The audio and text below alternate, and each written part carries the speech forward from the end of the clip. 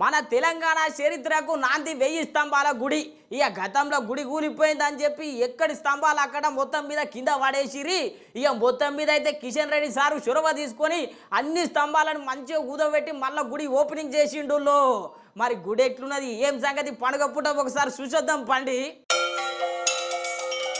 ఇగో గిడ చూస్తున్నారు కదా, వరంగల్లున్న ఈ 1000 స్తంభాల గుడి 2006లా కొన్ని పిల్లర్లు కుంగిపోయినాయని మొత్తం గుడిని ఇప్పి కుప్పబెట్టిండ్రు. ఇక గప్పటి సంది గట్లనే ఉంది.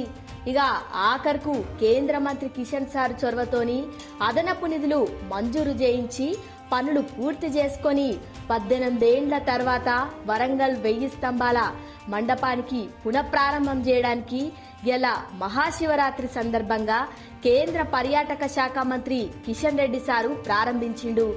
ఇది ఎవరు పడితే వాళ్ళు కట్టలేరు, ఎవరు పడితే వాళ్ళు మెయింటైన్ చేయలేరు. కాబట్టి మామూలు ఒక బేస్ని తీసుకొచ్చి ఒక ఇంజనీర్ తీసుకొచ్చి దీన్ని చేయమంటే చేయలేడు. మనం ప్రత్యేకమైనటువంటి ట్రైనింగ్ ఉంటుంది మా దగ్గర. ఆ ట్రైనింగ్ పొందినటువంటి వాళ్ళే వీటన్నిటిని కూడా కన్జర్వేషన్ చేయడం కానీ, ప్రిజర్వేషన్ చేయడం కానీ, రిస్టోరేషన్ చేయడం కానీ వాళ్ళకు మాత్రమే సాధ్యమవుతుంది. ఇంకేముంది, ఇక వరంగల్ ఉన్న భక్తులందరూ చూడడానికి లైన్ కడతారు.